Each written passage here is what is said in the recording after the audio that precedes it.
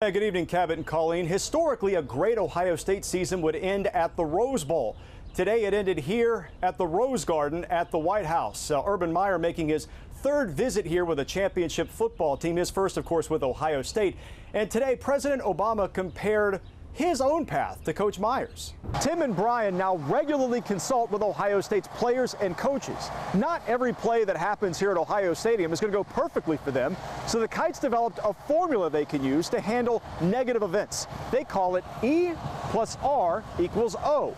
That's event plus response equals outcome. An important part of dribbling a basketball is anticipating the ball returning to your hand from the ground. You can react to it because you hear the ball bounce. But it gets a little tricky when you take that sound away. For Jason Boateng at Dublin Kaufman, that's just part of his normal game day. Do you know basically everything about this? I know basically every little niche there is, every punt, every shot. Not some plastic replica either. It's the real deal. It's my new best friend is what it is. Hang on, let me just get a quick selfie. You know, the team who loses Saturday may not be seeing this guy in their future. It is this year's College Football Playoff National Championship Trophy. It's in town this week for the nation's featured game. Ohio State owns the only other version of this. Michigan State's not happy about it. Welcome in. It is win or go home time. Welcome to the postseason on Football Friday night. We're down to 224 schools still playing football in Ohio at the start of the night. And if I do quick math, by the end of this weekend, that number gets cut in half. That right? Okay. Right. Here in this stadium on New Year's Day, Michigan State put on a furious rally to come back and beat the Baylor Bears in the Cotton Bowl. It was a huge win for Michigan State. What's interesting about Michigan State's season, they suffered two losses to Ohio State and Oregon. We happened recently to talk to a Michigan State player to help us break down this matchup. His name is all over Ohio State's campus. Jesse Owens won 4 of the most important Olympic gold medals ever won. He once broke 3 world records and tied a 4th in a 45-minute span at the Big Ten track meet. 6 Buckeyes have won Heisman trophies. Archie and Eddie. Orlando Pace blocked for Eddie, and of course the Horseshoes, the house that Chick Harley built. Now, among the thousands of great athletes who've competed at Ohio State, you could argue Logan Stieber should stand among the very best, and this weekend he could make history for the school and his sport. Here's Matt Barnes. These are the numbers. A neighbor, a family member, a grandchild, a child with autism. These are the people. At the age of 13, I was diagnosed with autism, which I was relieved when that happened because I realized why I was so smart. These are their dreams. I'm just able to express myself through music. It's like my voice, really. They form a new generation, a spectrum of talents and challenges, wonderful and puzzling. Join us tonight as we search for the next piece of the autism puzzle. Autism typically invokes sadness, a feeling of helplessness, but life's what you make of it. And you can find humor in autism too. I recently met a man from Colorado who was visiting Columbus. He showed an audience how looking at the world from a different perspective allows everyone to share a laugh. At the age of 13, I was diagnosed with autism, which I was relieved when that happened because I realized why I was so smart. An open microphone in front of people. For anyone with social anxieties, that microphone represents fear. But to Brent Anderson, it's a forum into his world. What a big day for the Bucks. Yeah, good evening, Dwayne and Ellie. Several championship teams earn invitations here to the White House every year, but to the individual athletes, this ranks among their proudest days, the opportunity to come here and visit the President of the United States. Well, today the Buckeyes took their turn a dozen years removed from their most recent visit here, and to the players in the East Room today, it turned into a pep rally. H! H! That last one was a little weak there. This was a true home game at the President's home, and his message of praise for what the Buckeyes accomplished was heard clearly. Everybody's going to go through ups and downs in life, and how folks handle it. How the quarterbacks on this team supported each other. That's what every organization wants to see. As genuine, as open, as relaxed as it was, he came in and spent time. The first time I think that's happened, just the president and our team, and very appreciative. The Buckeyes earned the first ever championship of the playoff era, a playoff which the president endorsed years ago. This is a promise kept by me, so You're welcome, America. It was a great playoffs. Obama also made sure to salute Ohio State's massive fan base, which perhaps made its most emphatic statement yet this past weekend. I will say, when you get 100,000 fans to show up to a practice, I think it's fair to say that your fans are a little crazy. But obviously it's working for them, and it's working for this extraordinary team. And the Buckeyes enjoyed a full day of activities here in Washington, D.C. They began the morning at the Martin Luther King Memorial. Then they had lunch, came here to the White House, and now the team is over on Capitol Hill making a visit there. So for many of these players, their first experience here in Washington, D.C., they all come away with glowing reviews. All of them said they got to shake hands with the president. Such an important thing for them, and what an opportunity. Those pictures, I'm sure, will be cherished for a lifetime. The road to repeat looks much more tricky to travel for Ohio State. The new college football playoff rankings show Ohio State's fallen from 3rd to 8th this week after the loss to Michigan State Saturday. Unbeaten Iowa moves into the top 4. For the Buckeyes to get back into the top 4, going to take several losses up in this part for that to happen. Happening now on Ohio State's campus, a tradition which makes little sense yet reigns in popularity. The annual Michigan Week Jump in Mirror Lake, where Ohio State students take a frosty, cool plunge in support of the football Buckeyes. The tradition started about 25 years ago with marching band students, and it grew a little bit. 15,000 people expected to visit the lake before the end of the night. Now, all that craziness over a football game, but Ohio State versus Michigan represents far more than a game. It's more than a century of competitive disdain. It divides families and towns on both sides of the border, and there's no better example of that this year than in Pickerington, Ohio, where Saturday loyalties are going to be tested. Matt Barnes explains. It's a very cool story. Ohio State's rough weekend started this past Friday with Thad Matta's basketball Buckeyes. They took an ugly home court loss to UT Arlington, extremely rare for the Bucks against a non-conference opponent. Well, tonight they tried to get back on track, but Louisiana Tech would not allow it. Mark Loving tried to keep Ohio State alive with 25 points. But Tech fired up 25 three-point attempts. They made 10 of them. They kept the Buckeyes at bay throughout the second half. And look at this final score. The Buckeyes fall again, 82-74. Could be looking at a long season at the shot. And it's likely the beginning of the end of the Johnny Manziel era in Cleveland. The Browns today benching Manziel again. And again, this time it's related to his off-field behavior after several videos and photos of Manziel drinking and partying emerged during the Browns bye week. Coach Mike Pettin says the Browns starting quarterback will now be Josh McCown.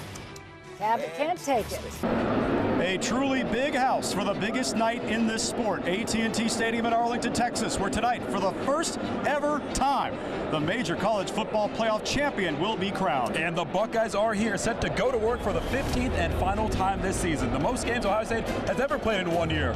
22 straight weeks of football, all building to this historic night. And with that, welcome inside AT&T Stadium. We're on the field with you for what is going to be a memorable and historic night. The Buckeyes attempting to win their 8th national championship in school history, and we're glad you joined us here for Buckeye Nation. I'm Jared Smalley with Matt Barnes. And I'm pretty sure not many Buckeye fans saw this coming. I don't think so.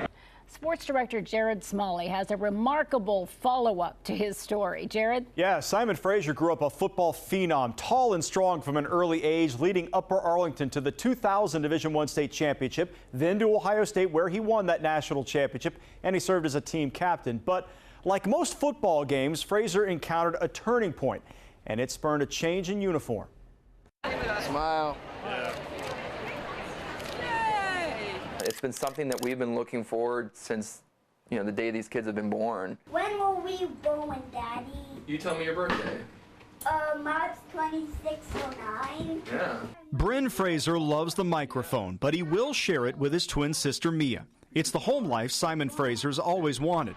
Simon played 4 NFL seasons, including 3 with the Browns.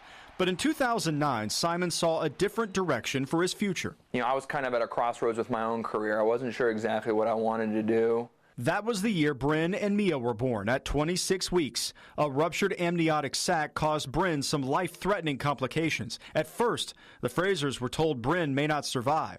It led to a career epiphany for Simon. And I remember being on the elevator with my wife about 1 o'clock in the morning after spending the whole day in the NICU, telling her I think I'm going to quit football and go into medicine. And she told me we need to go home and get some sleep and think about it. Just seeing the care and compassion that they had for our kids and what they were able to do medically literally saved Bryn's life, really hit me in the heart, and I felt like this is where my calling was. This is what I wanted to do. As Bryn and Mia grew and came home, Simon got serious about his new dream. He was accepted to Ohio University in 2011, and he lived in Athens during the week, then commuted home on the weekends, meaning Mom Mallory ran the house, often solo. The sacrifices that she had to make along this whole journey, words can't even explain how grateful I am for everything that she's done. 4 years of devoted study led to May 9th, when Daddy became doctor. Dr. Simon Reiner Frazier, mentor. Come here. Oh. Like the old Woody Hayes saying, you know, you never pay it back, but you can always pay it forward. And I'm always reminded every day when I come home that, you know, the two kids are the reason why I went into it. Dr. Daddy. Bryn, what are you going to call Daddy? Goodbye, Daddy. Knowing that you can make a difference is something that will always drive me.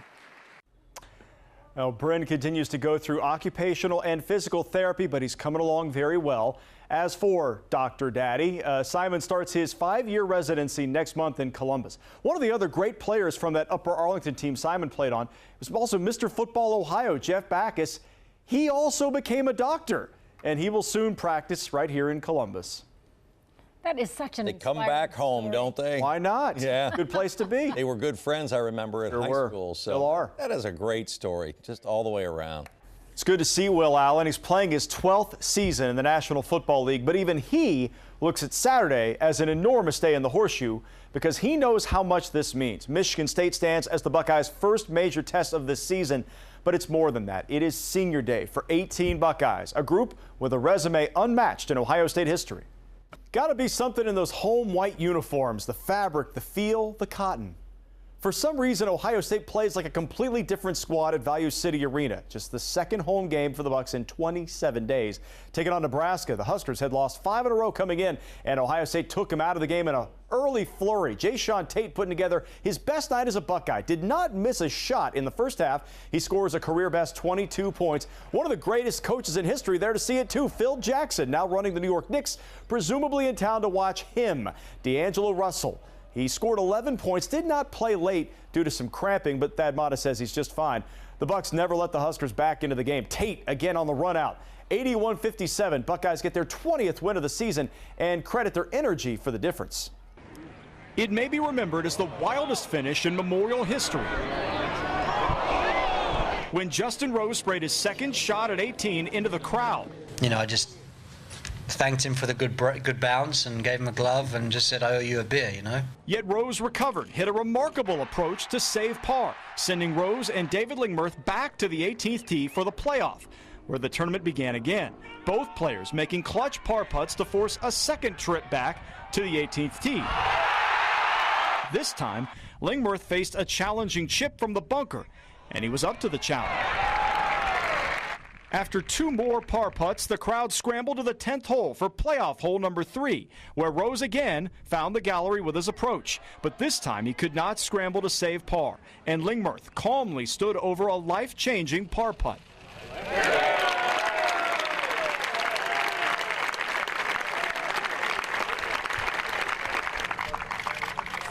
Well done. I'm super thrilled to, man. You were right after it. Yeah, had to grind. David, that's a lot of work to win a golf tournament. How did you keep your head about you all day? You know, I had so many good players around me. I just knew I had to grind it out. It was my turn this time, and super thrilled that I was able to sweat it out today. When you play the 18th hole twice, which is probably as tough a hole as we have on the golf course, it makes for, you know, tough golf, and David took advantage of it.